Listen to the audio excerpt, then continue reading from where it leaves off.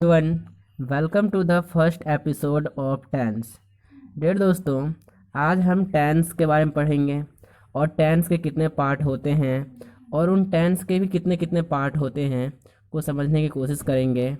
चलिए स्टार्ट करते हैं। तो सबसे पहले टेंस के हम पार्ट देख लेते हैं। टेंस के तीन पार्ट होते हैं। पहला होता है प्रेजेंट टेंस, दूसरा होता है पास्ट टेंस एंड तीसरा होता है फ्यूचर टेंस। आप लोगों ने सुना होगा। चलिए स्टार्ट करते हैं। अब प्रेजेंट टेंस के भी कितने पार्ट होते हैं। प्रेजेंट टेंस के चार पार्ट होते हैं। पहला है प्रेजेंट इंडेफिनिट टेंस, दूसरा है प्रेजेंट कंटिन्यूस टेंस, तीसरा है प्रेजेंट परफेक्ट टेंस, चौथा प्रेजेंट परफेक्ट कंटिन्यूस टेंस। ये प्रेजेंट टेंस के चार पार्ट हैं। अब देखते हैं पास्ट टेंस के कितने प्रकार होते हैं। पास्ट टेंस के भी आप देख सकते हैं चार प्रकार होते हैं। पहला है पास्ट इंडेफिनिट टेंस, दूसरा है पास्ट कंटिन्यूस टेंस, तीसरा है पास्ट परफेक्ट टेंस, चौथा है पास्ट परफेक्ट कंटिन्यूस टेंस। ये पास्ट टेंस के चार प्रकार है। अब फ्यूचर टेंस के देख लेते हैं। फ्यूचर टेंस के भी चार प्रकार होते हैं। Future indefinite tense, future continuous tense, future perfect tense and future perfect continuous tense. Dear दोस्तों, आज हम प्रेजेंट टेंस के जो पहला पार्ट है यानी कि प्रेजेंट इंडेफिनिट टेंस, जिसे कि सिंपल प्रेजेंट टेंस भी कहते हैं, को आज हम पढ़ेंगे। चलिए दोस्तों, अब स्टार्ट करते हैं। पहला है प्रेजेंट इंडेफिनिट टेंस। तो सबसे पहले देख लेते हैं कि प्रेजेंट इंडेफिनिट टेंस का यूज कहाँ होता है। It is use to express an action that is regular and true in present. Dear दोस्तों, आपने सुना होगा प्रेजेंट इंडेफिनिट टेंस का यूज जो न्यूज़पेपर होते हैं उसके हेडलाइन के लिए भी किया जाता है। ज़्यादातर प्रेजेंट इंडेफिनिट टेंस का ही यूज किया जाता है। अब देखते हैं कि प्रेजेंट इंडेफिनिट टेंस की पहचान क्या है। हम कैसे पहचान सकते हैं कि ये प्रेजेंट इंडेफिनिट टेंस है या कोई और टेंस है। हम प्रेजेंट इंडेफिनिट टेंस तक ही सीमित रहते हैं। तो उसकी पहचान है ता है, ती है, ते है, ता हूँ और आदि और कुछ हो सकते हैं। चलिए दोस्तों, अब प्रेजेंट जो इंडेफिनिट टेंस है उसके भी चार पांच पार्ट होते हैं। जैसे positive sentence, negative sentence, interrogative sentence, negative interrogative sentence और डबल डबल इंटरोगेटिव सेंटेंस, यानी कि WH वर्ड वाला जो क्वेश्चन पूछते हैं वो भी इनके टाइप्स होते हैं। चलिए दोस्तों, अब पॉजिटिव सेंटेंस की देख लेते हैं कि रूल क्या है। सब्जेक्ट प्लस वर्ब की फर्स्ट फॉर्म एस या एस प्लस ऑब्जेक्ट। डेढ़ दोस्तों, मैं पहले अभी सभी टेंस सेंटेंस है सबका रूल बताऊंगा। उसके बाद एस और ई एस का यूज कहाँ करना है, डज और डू का यूज कहाँ करना है। उसके बाद मैं एग्जाम्पल समझाऊंगा, एग्जाम्पल के थ्रू समझाने की कोशिश करूंगा। तो पहले पॉजिटिव सेंटेंस का आप देख सकते हैं कि रूल है सब्जेक्ट प्लस वर्ब की फर्स्ट फॉर्म प्लस एस या ई एस प्लस ऑब्जेक्ट। अब हम देखते हैं नेगेटिव सेंटेंस का रूल क्या होते हैं। नेगेटिव सेंटेंस का रूल होते हैं सब्जेक्ट प्लस डू या does plus not plus verb की फर्स्ट फॉर्म प्लस ऑब्जेक्ट। आप इंटरगेटिव सेंटेंस का देख सकते हैं डू या डज, जिसमें कि हम कोई क्वेश्चन पूछते हैं तो क्या से चालू होता है, क्या से, क्या मैं ये काम करता हूँ। तो ऐसे करके आप पूछ सकते हैं कोई सेंटेंस है। तो वहाँ पे डू और डज से शुरू होता है। उसके बाद सब्जेक्ट हम लगाते हैं, फिर वर्ब की फर्स्ट फॉर्म लगाते हैं और फिर ऑब्जेक्ट पे आते हैं। और जब हम कोई क्वेश्चन पूछते हैं तो हम क्वेश्चन मार्क लगाते हैं। अगर नेगेटिव इंटरगेटिव सेंटेंस में देखें तो डू या does plus subject plus not, यानी कि नेगेटिव है तो नॉट का आना जरूरी है, प्लस वर्ब की first form plus object.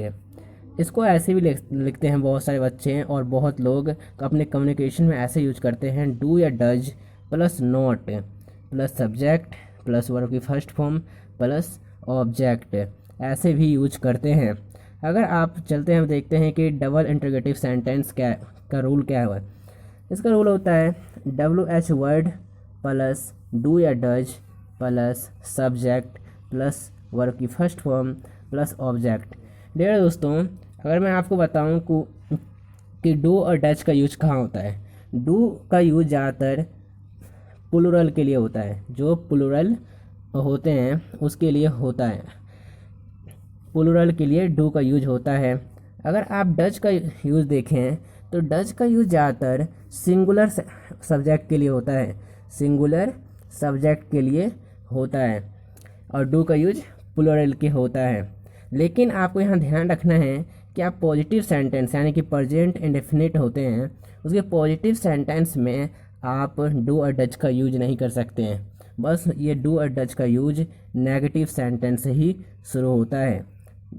Do और does negative sentence, interrogative sentence और नेगेटिव इंटरगेटिव सेंटेंस और WH वर्ड वाले जो सेंटेंस होते हैं उसमें यूज होते हैं।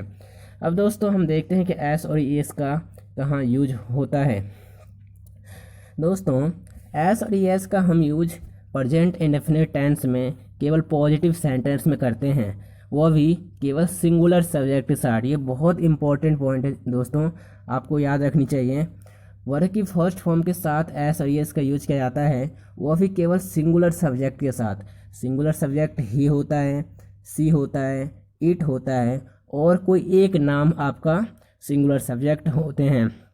तो आपको जब कोई पॉजिटिव सेंटेंस यानी कि प्रेजेंट इंडेफिनिट टेंस का बोलना हो और वह भी सिंगुलर में, जैसे कि राम खाता है, तो ये राम क्या है, यानी कि यहाँ पे एक ही राम है, तो यहाँ पे नेम हो गया आपका एक सिंगुलर सब्जेक्ट। अगर ही का यूज करें वह जाता है, तो वह क्या हो गया, एक ही लोग हैं वहाँ पे, तो ये हो गया आपका सिंगुलर सब्जेक्ट। अगर सी है तो वह जाती है, तो यहाँ पे ये गर्ल्स के लिए हम यूज कर रहे हैं, तो वो तो यहाँ पे हम सी यूज करेंगे जो कि सिंगुलर सब्जेक्ट है। इट का भी आप सिंगुलर सब्जेक्ट के लिए ही यूज करते हैं। तो ये चार जो है नाम, इट, सी और ही सिंगुलर सब्जेक्ट है। जब आपको ये चारों यूज करना हो, कोई एक नाम और ये तीनों, तो आपको हमेशा एस और ई एस का यूज करके पॉजिटिव सेंटेंस बनानी है प्रेजेंट इंडेफिनिट टेंस के। अब दोस्तों अब देखते हैं कि हम एस का यूज कहाँ कर सकते हैं और ई एस का यूज कहाँ कर सकते हैं। पहले आप यहाँ देखिए ई एस का हम यूज कहाँ करेंगे। अगर कोई भी वर्ब उठाते हैं, कोई भी वर्ब लेते हैं, जैसे पकड़ना, पकड़ने को क्या कहते हैं, कैच। अगर कैच ई एस लगाएंगे, पहले देखते हैं कि रूल क्या है। जब कोई वर्ब लेते हैं उसके लास्ट में एस आ जाए, एस एच डबल एस आ जाए, एस एच आ जाए, सी एच आ जाए, एक्स आ जाए और ओ आए। अगर ये तीन दो छः, अगर छः ये तीन आ जाए किसी वर्ब के लास्ट में, तो हम वहाँ पे ई एस का यूज करना है।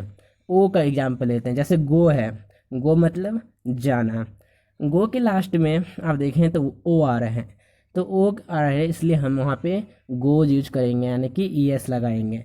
अगर एक्स ले, जैसे रिलैक्स है, रिलैक्स के लास्ट में एक्स आ रहा है, तो आप वहाँ पे ई एस यूज करना है, तो रिलैक्सेस हो जाएगा। सी एच ले, जैसे कैच है, कैच मतलब पकड़ना, और उसके लास्ट में देखें तो सी एच आ रहा है, तो आप वहाँ पे ई एस लगेंगे, तो आपका आ जाएगा कैचेस। लेकिन ये केवल पॉजिटिव सेंटेंस के लिए है डियर दोस्तों, आपको याद रखना है। एस एच का आप देखें कोई पुश है, पुश मतलब धक्का देना, तो एस एच लास्ट में आ रहा है, तो वहाँ भी ई एस का यूज करना है। एस एस देखें डबल एस, पास है, तो पास में लास्ट में आप देखें तो एस एस आ रहा है, इसलिए हम वहाँ पे पासेस यूज करेंगे, यानी कि ई एस यूज करेंगे। अब जितने भी एस आ रहे हैं आप देख सकते हैं, बहुत सारे एग्जाम्पल होते हैं, तो वहाँ भी आपको ई एस यूज करना है। ये छः जो मैंने बताया आपको, ये इसको अच्छी तरह से याद कर लेनी है, और ये भी केवल सिंगुलर सब्जेक्ट के लिए ही यूज होता है, प्लूरल के लिए नहीं होता है। अब कोई भी सब्जेक्ट यूज कर रहे हैं, कोई भी वर्ब यूज कर रहे हैं, तो उसके लास्ट में ये छः के अलावा कोई ना आए। अगर इन छयों में से कोई नहीं आता है और कोई दूसरा आ जाता है, तो वहाँ पे हमें एस का यूज करना है, वर्ब की first form plus S. For example ये देखिए वॉक, वॉक के लास्ट में क्या आ रहा है, इन छः में से कोई इसमें से नहीं है, तो आप क्या आ रहा है, तो यहाँ पे हमने एस का यूज किया है। सिंग है, सिंग के लास्ट में जी आ रहा है, इन छः में से कोई नहीं है, तो जी है, इसलिए हम एस यूज करेंगे। स्पीक देखें तो इन छः में से कोई नहीं है, क्या आ रहा है यहाँ पे, तो आप यहाँ पे एस यूज करेंगे। डियर दोस्तों, ये बहुत इम्पोर्टेंट है। आई होप आप सबको एस और यस कहाँ लगाना है समझ में आ गया हो। और ध्यान देना है कि केवल हमें सिंगुलर सब्जेक्ट के लिए यूज़ करना है, यानी कि ही के लिए, सी के लिए, इट के लिए और नेम के लिए, और वर्ब के फर्स्ट फॉर्म के साथ यूज करने हैं, वो भी केवल पॉजिटिव सेंटेंस में, यानी कि प्रेजेंट इंडेफिनिट टेंस में। अब एग्जाम्पल के थ्रू समझते हैं positive sentence, negative sentence, interrogative, negative interrogatives और डबल इंटरगेटिव्स। फॉर एग्जाम्पल के लिए आप पॉजिटिव सेंटेंस के देखिए, मैं जाता हूँ। मैं जाता हूँ तो मैं का इंग्लिश होता है आई। आपको पता होगा मैं का इंग्लिश होता है आई। और जाना यानी कि लास्ट में आप देख सकते हैं कि ता हूँ, ये पहचान है, प्रेजेंट इंडेफिनिट टेंस का ता हूँ आ रहा है। तो आप यहाँ पे जो मैं जाता हूँ यानी कि ये सिंगुलर मतलब कि थर्ड पर्सन के साथ नहीं है, आई फर्स्ट पर्सन है, इसलिए आप यहाँ पे गोज यूज नहीं कर सकते हैं, क्योंकि गोज हम ये एस यूज करेंगे और एस यूज करेंगे केवल ही, सी, इट एंड नेम के साथ। आई के साथ हम एस और यस यूज नहीं कर सकते हैं, इसलिए यहाँ पे केवल गो ही रहेगा, गोज नहीं होगा, एस भी नहीं लगेगा। दूसरा एग्जाम्पल देखते हैं, वह आम खाता है, ही इट्स अ मैंगो। आप देख सकते हैं यहाँ पे ही आ रहा है, वो के लिए ही। तो मैंने आपको बताया था जब ही आए, सी आए, इट आए, नेम आए, तो वहाँ पे हमें एस और एच के साथ यूज करना है, वर्ब की फर्स्ट फॉर्म के साथ। तो खाना, यहाँ पे आप देख सकते हैं इसकी पहचान ता है, ता है, प्रेजेंट इंडेफिनिट टेंस का पहचान है। तो यहाँ पे फर्स्ट फॉर्म लगाएंगे खाना का, इट होता है। अगर ये सिंगुलर सब्जेक्ट है ही, वहाँ पे आपका एस लगेगा। अब मैंने आपको ये भी बताया कि एस और एस कहाँ लगना है, तो यहाँ पे टी है, उन 6 में से जो मैंने आपको बताया था, एस नहीं लगेगा, यहाँ पे एस लगेगा, इसलिए हमने एस लगाया, ही इट्स अ मैंगो। तीसरा एग्जाम्पल देखते हैं, तुम एक पत्र लिखते हो। तुम के लिए आप लिखेंगे यू, लिखने के लिए आप लिखते हो, ते भी एक ते हो, ये प्रेजेंट इंडेफिनिट टेंस का पहचान है। तो लिखते हो, लिखने के लिए होता है राइट, ये आपका सेकंड पर्सन है यू। थर्ड पर्सन में सिंगुलर सब्जेक्ट के साथ ही यूज होता है एस और एस, लेकिन ये सेकंड पर्सन है यू, तो यहाँ पे आपको एस और एस यूज नहीं कर सकते हैं, तो यू राइट अ लेटर होगा। अब यहाँ पे इम्पोर्टेंट देखना, राम पढ़ता है, यानी कि एक ही राम है। आप देख सकते हैं यहाँ पे ता है, यानी कि प्रेजेंट इंडेफिनिट टेंस का यह एक पहचान है, ता है। तो राम पढ़ता है, राम कोई एक ही है केवल, तो ये सिंगुलर सब्जेक्ट है थर्ड पर्सन का। तो राम पढ़ता है, राम का इंग्लिश राम ही होगा, पढ़ने को कहते हैं रीड।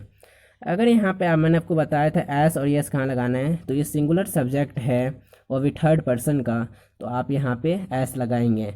यहाँ पे ई एस नहीं लगा सकते, क्योंकि एस ना, यहाँ पे डी आ रहा है, ना कि यहाँ पे एस है, एस एस नहीं है, एस एच भी नहीं है, सी एच भी नहीं है, एक्स भी नहीं है, ओ भी नहीं है, तो यहाँ पे आप डी आ रहा है, इसलिए एस लगाएंगे, ई एस नहीं लगाएंगे। आपको समझ में आ गया कि पॉजिटिव सेंटेंस कैसे बनाते हैं। अब दोस्तों अब आगे चलते हैं और देखेंगे कि नेगेटिव सेंटेंस कैसे बनाते हैं डू और डज का यूज करके। दोस्तों अब जब आप नेगेटिव सेंटेंस बनाएंगे तो हमें वहाँ पे डू और डज का यूज करना है। डू का यूज आपको करना है जैसे आई के साथ, यू के साथ, यानी कि डज का यूज वहाँ पे करना है जब कोई सिंगुलर सब्जेक्ट हो, वो भी थर्ड पर्सन का। फर्स्ट पर्सन सेकंड पर्सन के साथ हमेशा डू का यूज होता है, और प्लूरल नाउन के साथ हमेशा डू का यूज होता है। मैं स्कूल नहीं जाता हूँ, I don't go to school, यानी कि यहाँ पे डोंट है, आपको यहाँ पे डू नॉट भी लिख सकते हैं, डू नॉट भी लिख सकते हैं। डोंट शॉर्ट कॉट है इसका डू नॉट का। मैं स्कूल नहीं जाता, I don't go to school. Dear दोस्तों आप यहाँ पे देख सकते हैं गो के साथ में एस और एस नहीं लगाएंगे क्योंकि ये नेगेटिव सेंटेंस है। केवल एस और एस हमें कहाँ लगानी है? पॉजिटिव सेंटेंस में। अब सेकंड एग्जाम्पल के थ्रू समझते हैं देयर दोस्तों। वह आम नहीं खाता है। He doesn't eat mango. आप यहाँ पे डजेंट को डज नॉट भी कर सकते हैं, ये शॉर्ट है डजेंट डज नॉट का। वह आम नहीं खाता, वह की इंग्लिश होती है ही।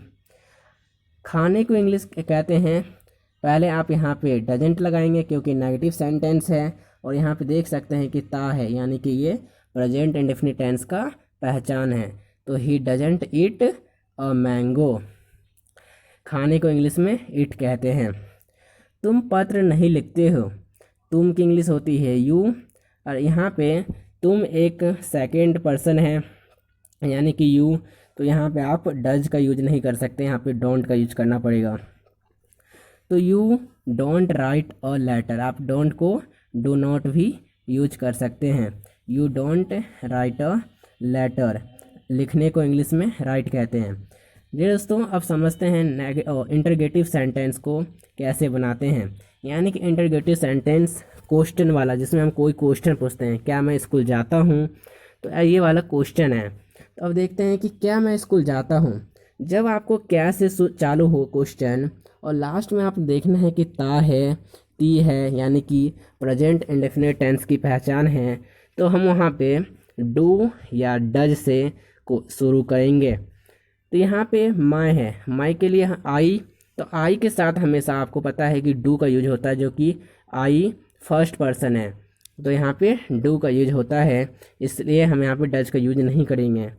तो आई के साथ डू लगता है, तो इसलिए हम यहाँ पे डू से शुरू करेंगे। लिखा है क्या मैं स्कूल जाता हूँ, डू यानी कि डू लगाएंगे। मैं के लिए आई, जाने को इंग्लिश में गो कहते हैं। यहाँ पे पॉजिटिव सेंटेंस नहीं है इसलिए गोज नहीं लगाएंगे, यानी कि ई और एस नहीं लगाएंगे। Do I go to school, do I go to school, आप यहाँ क्वेश्चन मार्क लगाएंगे। सेकंड एग्जांपल देखते हैं, क्या वह आम खाता है। Does he eat a mango, आप समझ सकते हैं वह को इंग्लिश में ही कहते हैं, और ही के साथ डज का यूज आता है, यानी कि ये थर्ड पर्सन का सिंगुलर सब्जेक्ट है, इसलिए ही के साथ डज का यूज होता है। तो डज से शुरू होगा।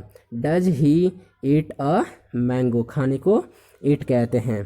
क्या तुम पत्र लिखते हो, फिर यहाँ पे देखना तुम आ गया, तो तुम को इंग्लिश में यू कहते हैं। यू एक सेकंड पर्सन है, तो यहाँ पे यू के साथ डू का यूज होता है, तो डू का यूज होता है, इसलिए हम यहाँ पे डू से शुरू करेंगे। Do you write a letter, आप देख सकते हैं। अब देखते हैं नेगेटिव इंटरगेटिव सेंटेंस। यहाँ पे हम क्वेश्चन भी पूछते हैं और वहाँ पे नहीं लगाते हैं, यानी कि नेगेटिव है। लिखा है पहला, क्या मैं स्कूल नहीं जाता हूँ। Don't I go to school, मैंने आपको सभी को रूल लिखवाया है, रूल के अकॉर्डिंग आप सेंटेंस बनाइए। क्या मैं स्कूल नहीं जाता हूँ, आप यहाँ पे don't I go to school है, तो यहाँ पे क्या नहीं, तो यहाँ पे आप डू नॉट भी लिख सकते हैं डोंट को। और दूसरा भी रूल मैंने बताया है, इसको ऐसे ही बोल सकते हैं, do I not go to school. दो रूल बताया मैंने आप सभी को नेगेटिव इंटरगेटिव सेंटेंस का, तो मैंने दूसरे रूल से बनाया है, आप पहले रूल से भी बना सकते हैं। तो इसका बनेगा don't I go to school. दूसरा है यहाँ पे मैं है, इसलिए यहाँ पे मैंने आई का यूज किया है और डोंट का यूज किया है। अगर यहाँ पे ही सी इट आता और कोई नेम आ जाता तो वहाँ पे डजेंट का यूज करते हैं। अब दूसरा एग्जाम्पल है, क्या वह आम नहीं खाता है, तो वहाँ पे देखना वह है, तो वह की इंग्लिश ही होती है, और ही एक थर्ड पर्सन है, सिंगुलर सब्जेक्ट, तो यहाँ पे डज का यूज होगा। तो यहाँ पे शुरू करेंगे, doesn't he eat a mango. तीसरा एग्जाम्पल देखते हैं, क्या तुम पत्र नहीं लिखते हो। तुम यानी कि सेकंड पर्सन है ये, और इसके साथ डोंट का यूज होता है, यानी कि डू का यूज होता है, तो यहाँ पे होगा don't you write a letter, don't you write a letter. अब समझते हैं WH वाला वर्ड, यानी कि डबल इंटरगेटिव सेंटेंस। अब दूसरा है, पहला एग्जाम्पल देखते हैं, जब आपको यहाँ पे क्यों, क्या, कब ऐसे आए तो यहाँ पे WH वर्ड का यूज करना है, यानी कि वाई, व्हाट, व्हेन, वेयर, ये सब WH वर्ड होते हैं। हाउ, तो आपको ये याद करनी है।